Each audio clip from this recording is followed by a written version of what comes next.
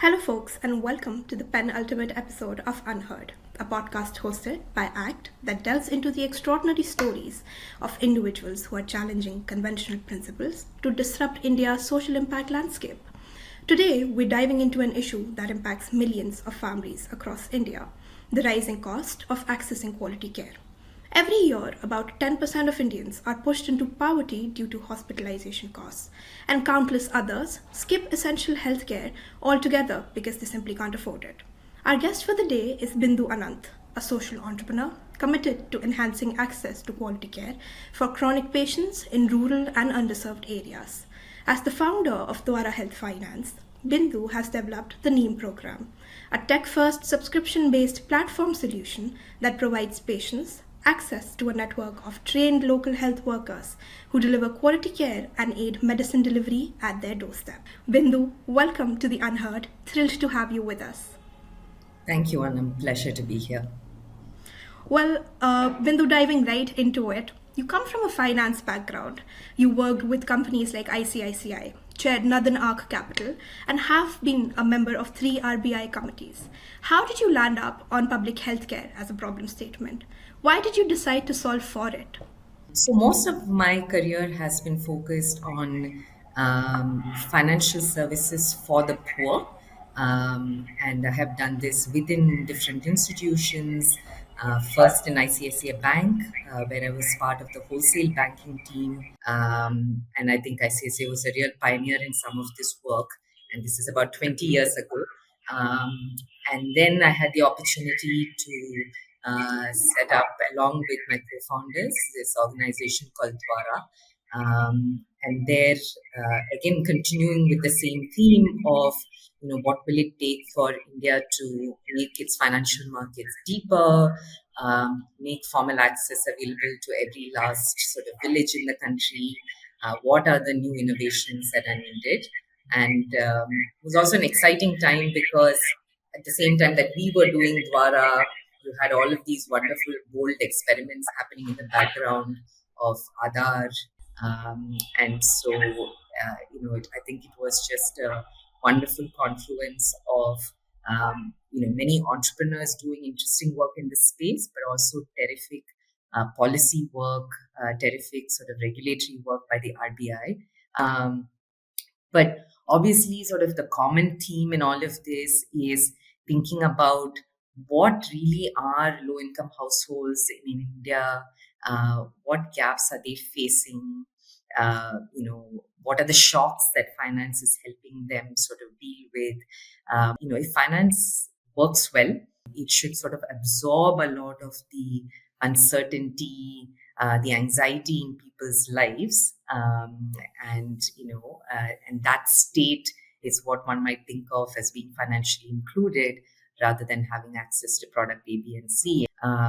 And so, if you think about finance more broadly, so we've done very well, I would say, in the last 20 odd years in terms of just physical access. But if you dig deeper and you think about, how is people's financial well-being, what are people doing with the money that they have access to, I personally started to see many more sort of gaps in that picture. For example, the fact that a lot of borrowing that our clients do essentially finds its way back to healthcare, hospitalization, either for themselves or for a loved one. And that's at least a good 25-30% of what probably constitutes all of lending to the poor. Now, it's not necessarily a bad thing. I think if you have a loved one in hospital, really any source of money that helps get them best treatment is fantastic. But if you think about what happens afterwards, hopefully, the relative does well, comes back home, but there is a period of recovery both for the person who was hospitalized as well as a caregiver. It won't be an instant going back to things as they were. And now the additional point is that you have this, sort of sword hanging over your head of this 28%, 30% loan that has to be paid back, pretty soon, right? Starting next month onwards. That creates a very different sort of pressure. We find that borrowing for healthcare typically triggers a set of reactions that creates a lot more financial stress. And then to sort of repay that loan, people potentially have to borrow from elsewhere or they have to sell assets. So all of this is somewhat of a negative spiral. And so for me, the motivation was really that, well, a lot of the foundations of financial inclusion, etc., seem to have been, done well. Let's think about what are some of the unsolved problems. And for me, certainly, this struck a deep chord to say that can we think about better ways for people to pay for healthcare, such that it does not end up creating this much financial stress? Surely there must be better ways to do this than the emergency sort of borrowing. What might that look like? How can we structure it? How can we deliver it at scale, and offer it as a meaningful alternative to the microfinance type model that happens today? So that was, Anam, I would say, really for me, an important sort of starting point. As an organization, as a founder, you're really building a tech first healthcare solution. There's a massive behavior change that you have to address, right? Underserved communities do have a preference for in-person consultations with doctors, and they do believe in sort of restorative rather than preventative healthcare. When one think of subscription-based models for these households, the CAC is very high, and the ARPU, or the average revenue per user, is not as high, initially at least, right? So what were some of the failures for Dvara, and what were the learnings that followed, which allowed you to build better as an organization for these households, for this specific customer segment? Let me just start with the fact that, yes, each low-income household or each sort of informal sector household perhaps individually represents a fairly, sort of modest spending power, purchasing power. But if there's one thing that financial inclusion, some of the other successful models in social enterprises taught us, is that the real power is in aggregation, right? So if you put together the total spends of these households, so it's really in that sense a volume game. You cannot make this work by working with a modest number of households. It's really about small amounts multiplied into millions and hundreds of millions. That's what creates the magic. For our work right now at Dvara Health Finance, we are fairly focused on, I would say, the missing middle in the context of, let's say, health insurance, which is to say people who are not working in organizations like Infosys or Wipro or ICICI Bank, and hence covered by corporate insurance covers, etc. Neither are they employed in government, whether it's railways or State Bank of India, and therefore covered by government-funded insurance schemes. Neither are they poor enough to be eligible for social insurance programs like Ayushman Bharat, right? Because often some of this is confusing because you have so many different pieces of the puzzle. There's really this large missing middle, 200, 300 million people who are not poor, who have enough cash flow, so to speak. Let's just put a face to this person, right? Think about this as somebody who in Satara, in the town of Satara, is running a shop, is running a stall near the temple, is somebody who's on his feet for 12, 14 hours of the day. The number one issue that this individual running the shop is facing is that he's time poor, which is to say that if he is not at the shop, he has to put the shutter down. It's literally a one-person enterprise. Now, if you tell this person, listen, travel 4-5 kilometers away, there is a friendly neighborhood clinic, go wait for an hour and the doctor will see you. You've lost, a person's attention. So I think the thing to sort of appreciate is that It is a very large segment that values convenience enormously because, time is money for them as much as it is for a person running a much larger business. And therefore services that are sort of conveniently delivered, ideally at the doorstep or at the shop front. This is the core insight that microfinance tapped, because there was always this puzzle, right, to say, here are banks sitting there willing to provide loans at 8%, 10%. How come customers are borrowing money from, microfinance lenders at 24%? That just seems irrational. But I think the missing kind of piece was the whole one was available at my doorstep, whereas in the other I had to travel, I had to wait, and these are real costs. So that's sort of the opportunity that we are going after. But if you think about the total spending that this group does on healthcare out of pocket, it's a pretty large number. So India overall out of pocket expenditure is roughly in the region of 3 lakh crores or 3 trillion rupees. That's a pretty big chunk, and a lot of that comes from this segment that doesn't have insurance.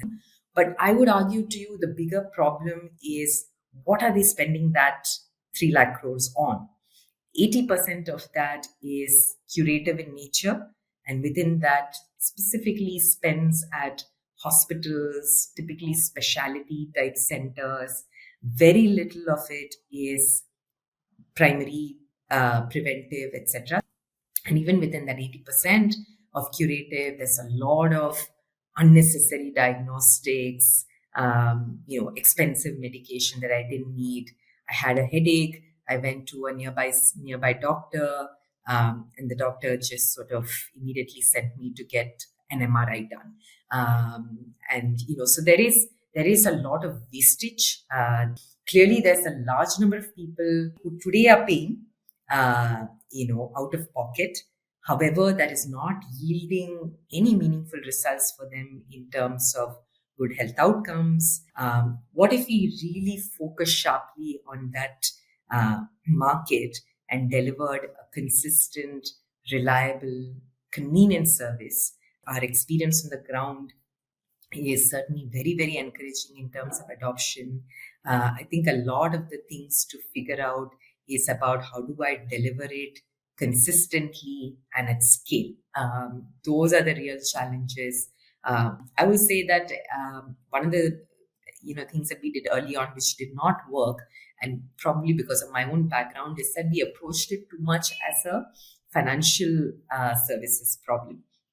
The first version of our offering was actually something called a health savings account, in which we said, let's just help people, instead of borrowing at 30% rates of interest for health, why don't we help people save for emergency? And savings represents a kind of lower cost for the household.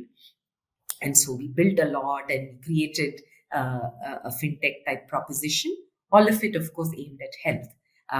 And that simply did not work out at all, because in some sense, it did not resonate with the customer.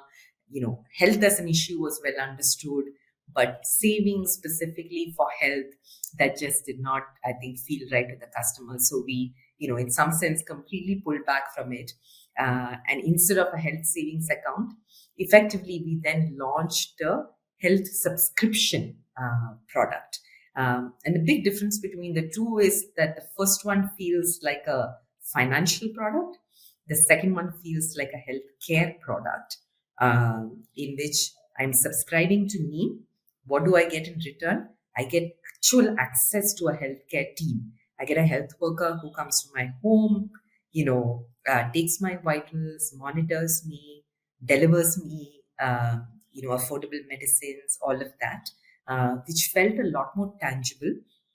And of course, in the process of accessing the subscription from us, the household did save quite a bit, because, for example, we provide generic medicines for chronic diseases, which are a good 50-60% cheaper than what they would buy from the local chemist. So the intent in both cases was the same, to bring down the monthly expenditure on healthcare for the household. But the first version of it was a financial offering. And this is given that my experience and my lens tends to be financial, whereas the improvement on that spoke to the customer a lot more because it felt real, it felt tangible, and felt like it had a services component, not just a financial component. So that pivot was critical for us. So how did you build out the user centricity within NEEM as a program? We have to be deeply focused on the customer. And as we already talked about, even rural India for that matter is many segments all bunched up.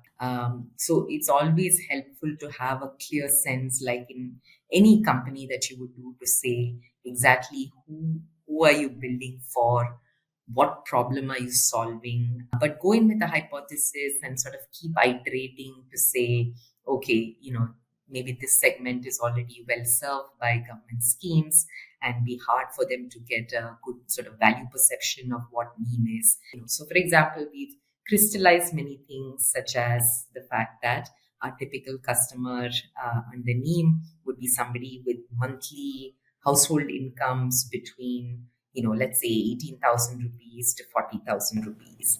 But the question is NEEM the right solution for them? If you bring in a fairly low income person into a subscription program, then the month-on-month payment is soon going to become a challenge because of just income uncertainty. So start with some clarity, refine it as we go along, and then start to crystallize many of these things for the team at the front line. Because I think one mistake that many of us founders tend to make is the assumption that we sort of operate sometimes at 30,000 feet.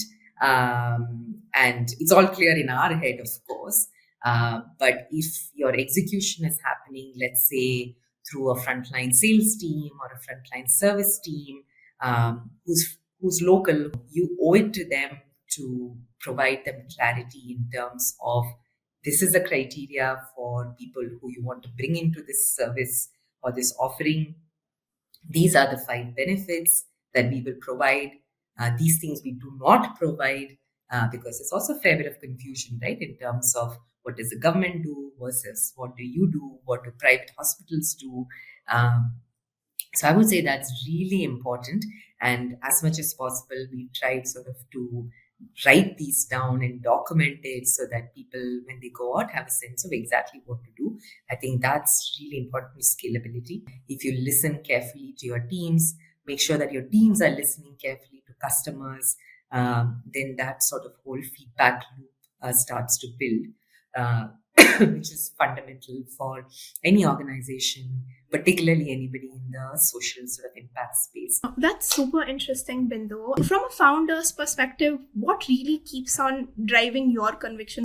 Yeah, I think 2-3 things. One, my teams and my conviction in subscription is coming from, I would say, almost a conceptual angle to say that can we take the one-off 1 lakh rupee payment to the hospital, which is sort of what we think of as a problem, and instead of that, break it into small chunks of 100 rupees, 200 rupees paid for every month, so that we don't end up with that 1 lakh rupee situation, right? So our kind of approach to this is very much rooted in customer and what will make sure we produce good outcomes there.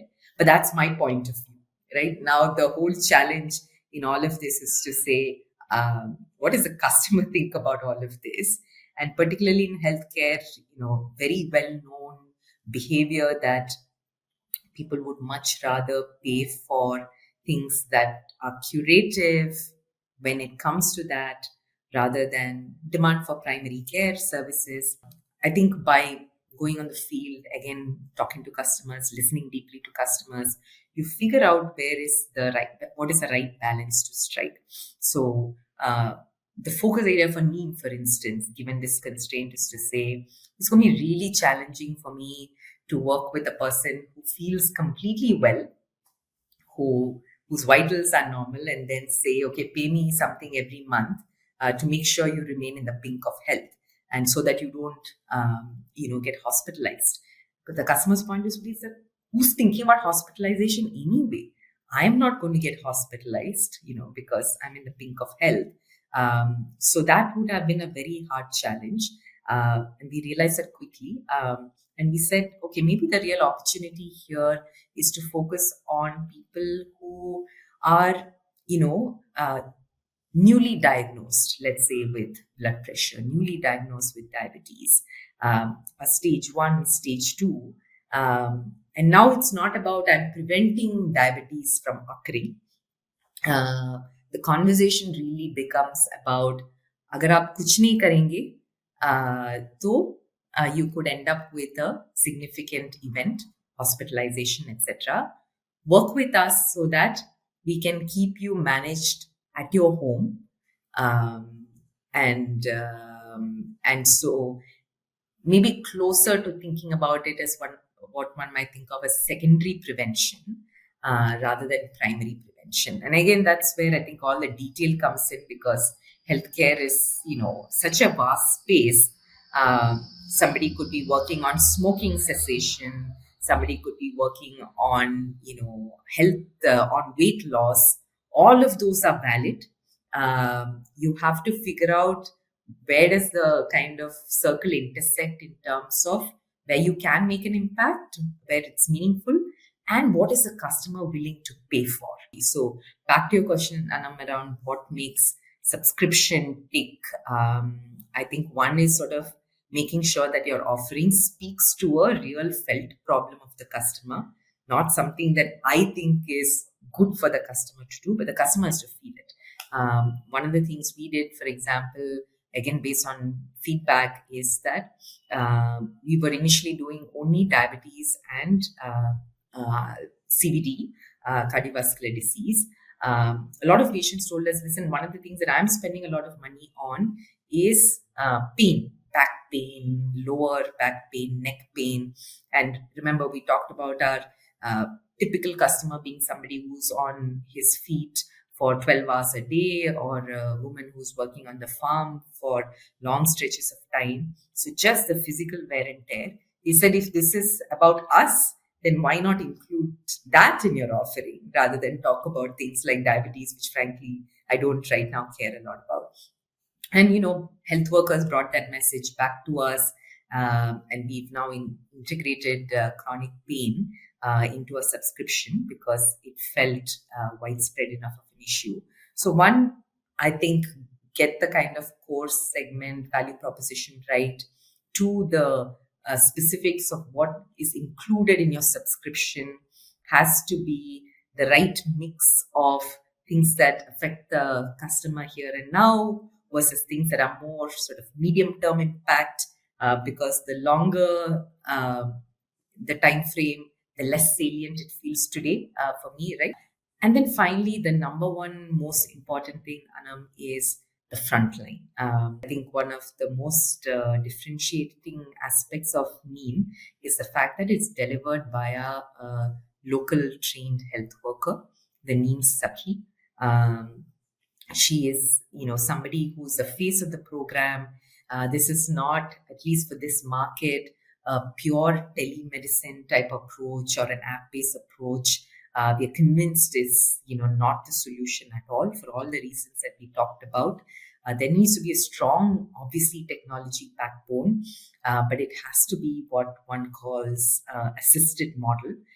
So the health worker is really driving a lot of that action. She's driving a lot of the adherence because, in chronic diseases, there is no magic. I mean, the what has to be done is very clear. The medicines are all been around for many, many years. The key question is, can you persuade your, patient to stay on medication for extended periods of time, even if she feels better? That's where a lot of the programs go off the rails. And that's where the health worker engagement is so critical. And at least in our case, that those set of reasons seem to be contributing to pretty good retention rates on the subscription. That is very fascinating, Bindu. How did you approach integrating this component of a NEEM Sakhi into your tech-based model? Before I started Dvara Health Finance, right before that, I worked with this wonderful company called Niramai, which has a unique technology for breast cancer detection using AI and thermal imaging. Working in that setup, one of the things that surprised me early on is that we do these, my screening for a whole bunch of women. And at that point, it was not a diagnostic technology, it was a screening technology. So, for every 100 people that we screened, perhaps for 6 or 7, we'd say, listen, it seems that there is some suspicious activity, suspicious looking lump. Please get it, confirmed using an ultrasound was the typical recommendation, and that would be signed off by a doctor. To my utter sort of surprise and shock, almost nobody would go on to do that confirmatory ultrasound. So they do the screening, they take the trouble to come do the screening with us, take that fairly troubling report to say there's some suspicious activity, and then disappear. And during my early days in Niramai, I would tell Geeta, our founder, to say, I am going to chase these women down. So I said, okay, maybe it's just, travel is a problem, planning is a problem. So we'd get appointments for them to do their ultrasounds. And I personally said to a few women to say, I'll come with you. Let's go do this ultrasound. Can I pick you up from the passport office? Yes, madam, we'll be there at 10 a.m. And they would simply not show up. So, it was a surprise for me. But if you talk to people who are veterans in healthcare, in cancer care, etc., loss to follow up is a very widespread phenomenon, which is just people who don't pursue the next logical step of whether it's diagnosis or treatment. And all of these things remind you that, gosh, how in this context then are you going to go in with a pure tech solution? Because you need to have a muscle around persuasion, around, kind of getting the job done, right? Your first sort of instinct to say this is all healthcare, the human should be a doctor so that you have sort of the least issues with respect to expertise, compliance of law, etc., etc. But again, the penny drops that, listen, if you want to serve the vast parts of our country, not just tier 1, tier 2, tier 3 locations, there are simply not enough doctors who can provide that sort of coverage, right? And there are, again, many people before us who figured that out. When we scanned the space, we saw fantastic examples of health worker-led models. What we did notice was that there was a distinct sort of difference in the level of ambition that Indian programs had for their health workers relative to some of the global exemplars. If you look at the Indian health worker experience, it's fairly sort of low skill, low trained, often unpaid volunteers. I think what helped us is we went in with a little bit of that clean sheet of paper and said, we are going to push this as hard as we can within, what laws permit us to do. So I think we approached that health worker role with fresh eyes. We did not think that this is some low-level unpaid work. We, immediately said this is full-time work. This is not an individual who's a volunteer. I also walked away from this notion of the health worker should be some sort of entrepreneur, sort of generating sales to pay for her salary, to say, why would we do that? The service is conceptualized by us. She's the one sort of delivering the service. If we are confident that what we have designed is good for the customer, will be adopted by the customer, we should not let the health worker take that revenue risk. So we pay the health workers like it's a full-time job, because it is. And then the revenue risk is sort of taken by us. That freed up the health worker, and we found them sort of, not surprisingly, immensely trainable, very hungry to pick up new skills. Manisha Adkari, one of our, best health workers, she comes from a small village in Maswad in Satara. She used to work as there's a wonderful local bank called Mandeshi Mahila Bank, who was one of our early partners. She used to be one of their savings agents. And remember, I told you our initial sort of product was a health savings account.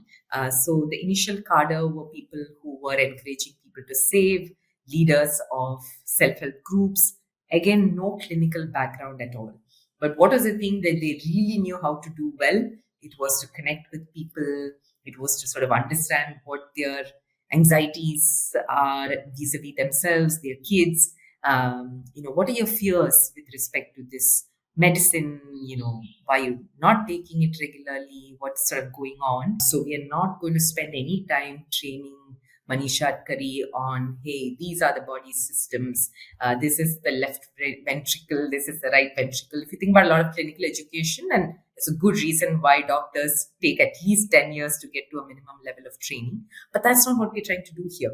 We are trying to get this health worker well versed in using, for example, an electronic health record system. She has to be well versed in taking accurate blood pressure measurements. Tomorrow, we'd like her to be well versed in taking a blood draw and preparing a sample, right? So these are very different skills. You're not creating a mini doctor or a low skilled person. You're sort of really creating a new set of skills. So I think the fact that we were able to approach it without any of that legacy around how health workers usually behave helped us a lot. I want to sort of shift the gears a little bit here and really understand what your journey has been like as a founder in the social impact space, because you've been at it for a while, and a lot of time with social entrepreneurs and founders in this space, it becomes more about how they're always looking for a silver lining that keeps them going without really having a bullet in the hand.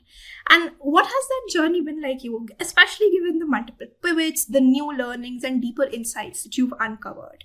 What has really kept you going at it? I think most people in this space are here because of a deep sense of mission, and I think that's a given. Otherwise, you would not be here trying to do these things. And if you're one of the people lucky enough to assemble a team around you that sort of shares that mission, I mean, I think to me, that's really critical. And that keeps you going. It can be a co-founder, but it can also be, I think, the rest of your early team. And that's something that I've been incredibly lucky at Dvara Health Finance to have. It's the health workers, it's a sales team, it's a program management team.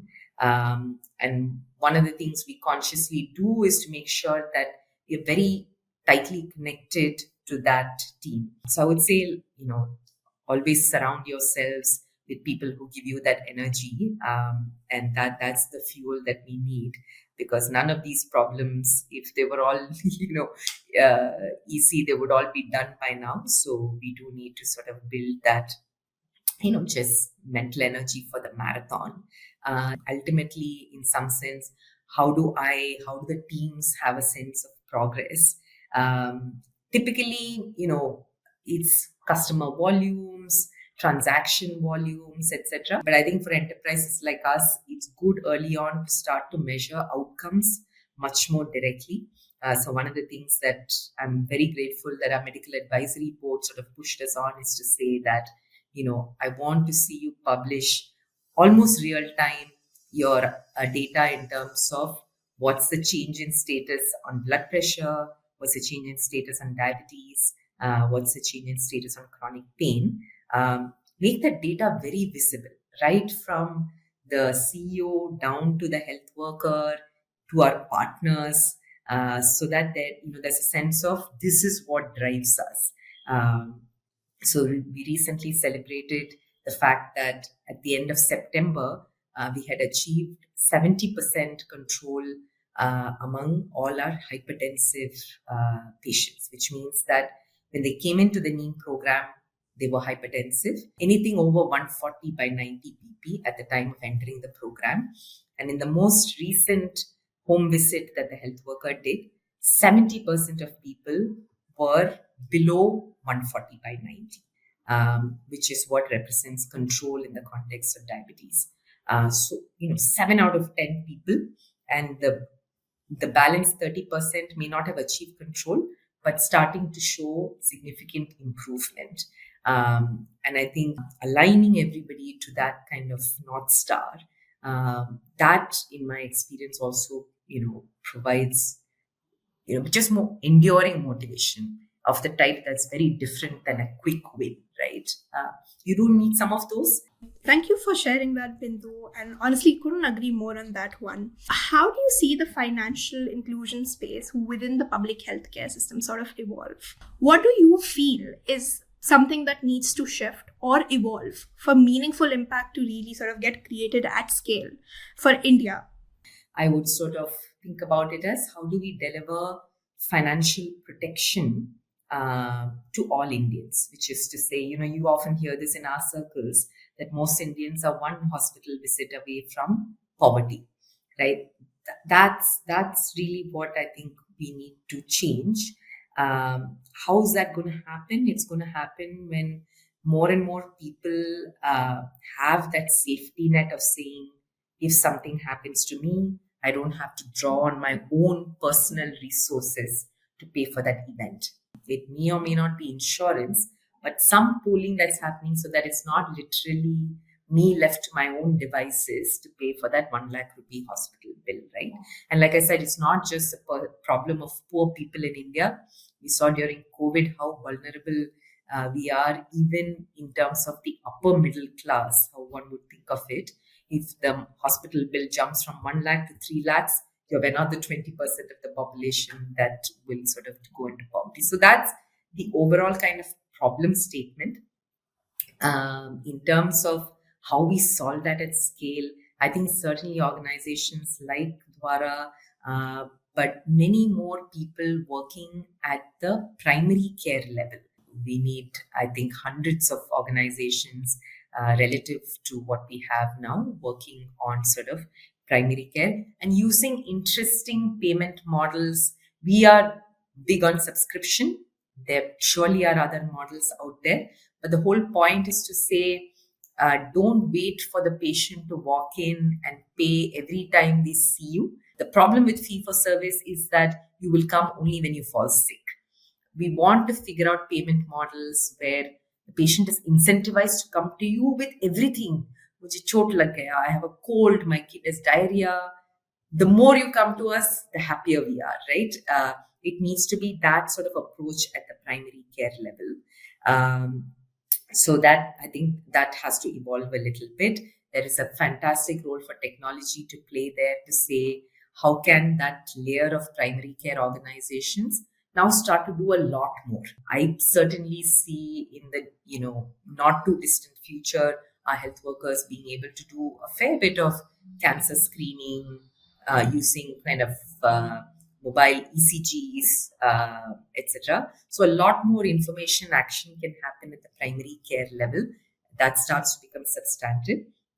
I think a significant piece of digital public goods infrastructure that needs to get created is between players like us and where the hospitals and the insurers currently sit. Today, the links between these two simply don't exist. We are doing our own thing, they are doing their own thing. Is there a way to build, the connectivity between these two layers such that only, people who pass through a primary care organization, they get referred to a specific hospital, let's say for surgery, so that it starts to rationalize some of these flows a little bit more, rather than people sort of directly ending up at the hospital for something that could have been resolved at the primary care layer. So I think about this more broadly, Anam. We need to build a little bit more middleware that helps connectivity between primary care and secondary tertiary care. And the middleware is typically around, sort of protocols for payments, protocols for referral, insurance sort of participation, claim settlement. I think the path to sort of scale is in leveraging the work of primary care organization, but making sure that the handshake to the rest of the system is also getting built out properly. With your journey in perspective, what would be your advice that other founders can also keep in mind as they try to build for this problem? Rural healthcare is a tough nut. There is no willingness to pay, CAC is too high. I personally think that you got to kind of go deeper and sort of solve for this at a segment level. And hey, this is India, right? Any micro segment you take is 100,000 plus people. So we should not be afraid of going deep. And the second piece of it is sort of what are you bringing to this whole problem statement? And in my case, I'm acutely aware that I am not a health expert. You can think about my lack of health background as a disadvantage. I think of it as an advantage because I'm able to look at it with a different pair of eyes. Having said that, you do need genuine expertise, right? If you are offering a healthcare program, so build I think a personal advisory board that will give you that guidance, be willing to give you sort of tough, harsh feedback early on, because you may not always get that from investors. So I think building that sort of group around you always helpful. And then I think the third thing, Anam, that you had asked me early on around, keeping the well of motivation always running deep, which is, getting in knowing that there is not going to be a quick win, right? So build stamina to stay in it for a while, and pivot as needed, driven by customer feedback. But that the payoff when it happens is going to be huge, because that's the nature of the problem. But I do think thinking of it as a marathon rather than sort of a quick sprint is really important. This, Bindu, has been an incredibly inspiring conversation. Thank you so much for joining us today. Thank you so much, Anam. This brings us to the end of our episode of UnHerd, a podcast presented by Team ACT. If you enjoyed this episode, subscribe to our Spotify and YouTube channels, where we'll bring you more unheard stories of people who are passionate about creating impact at scale in different ways. People who truly stand apart from the herd. Follow us, like, subscribe, and share.